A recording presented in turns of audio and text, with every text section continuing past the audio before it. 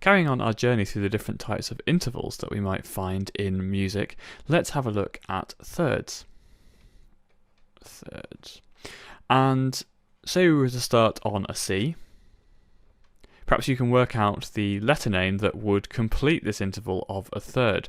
Don't forget, to find a third, we need to go up or down through three letter names. So from our beginning C, we'd have to go through 2 more letter names to complete the interval. So perhaps you can work it out. I'll give you a second. I'll start here, and if we were to go through 2 letter names, where would we end up?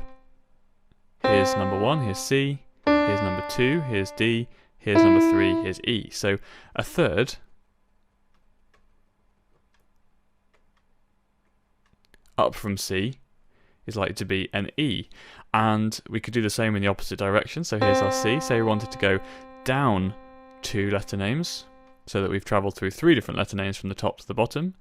C, B, A. So also we could say a third was, if we go from the bottom, A to C. Now if we have a look at the actual distances in semitones, we'll notice that these aren't actually the same distance apart, and that's the reason why, just like with some other types of intervals that we've looked at, we have a couple of different names for the most commonly found types of third. There are a few more which we're not going to look at in this video, we may come to in a future video. For today we're going to look at these 2 different types of third.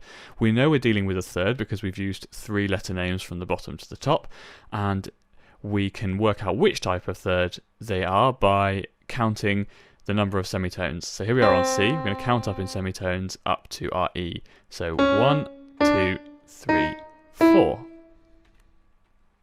We've travelled 4 semitones here. And what about this other type of third that's down here? We start on an A and we go up 1, 2, 3. Only 3 semitones to take us from the bottom note to the top note of our interval there, from our A to our C.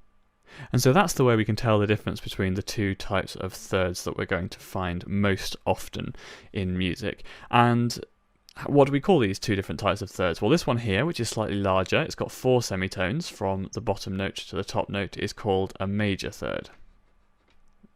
Major third. And this one here, you might be able to guess, an alternative to a major third, 1 semitone smaller with 3 semitones, is a minor third.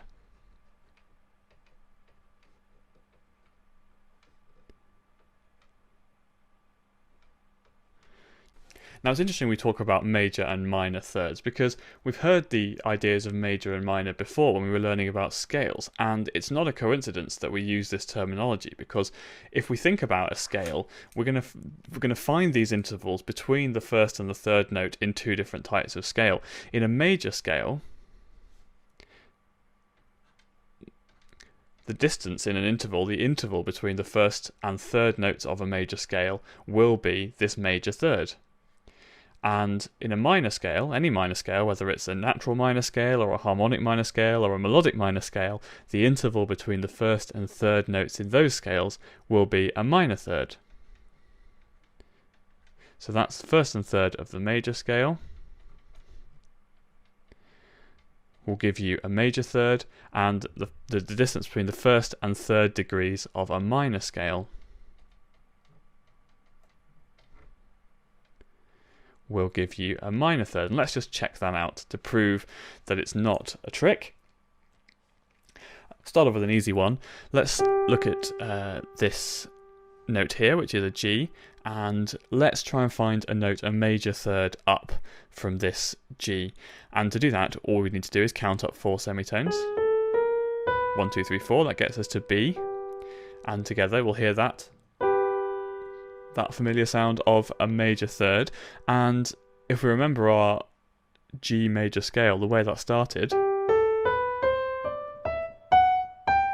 there's our G major scale, and those are the first 3 notes of our major scale, and you'll notice that they're the same notes, and so we've created an interval of a major third between the first and third notes of that scale.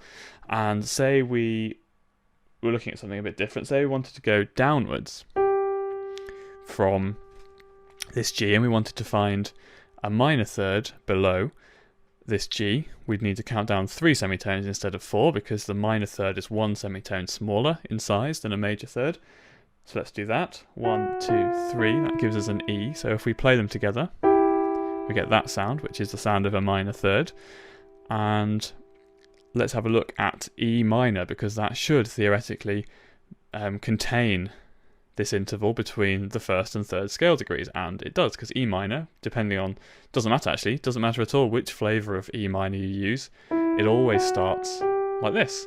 And so it goes E, F sharp, G, and so the first scale degree is an E, and the third scale degree is a G, and so we play them together, and we're given our minor third.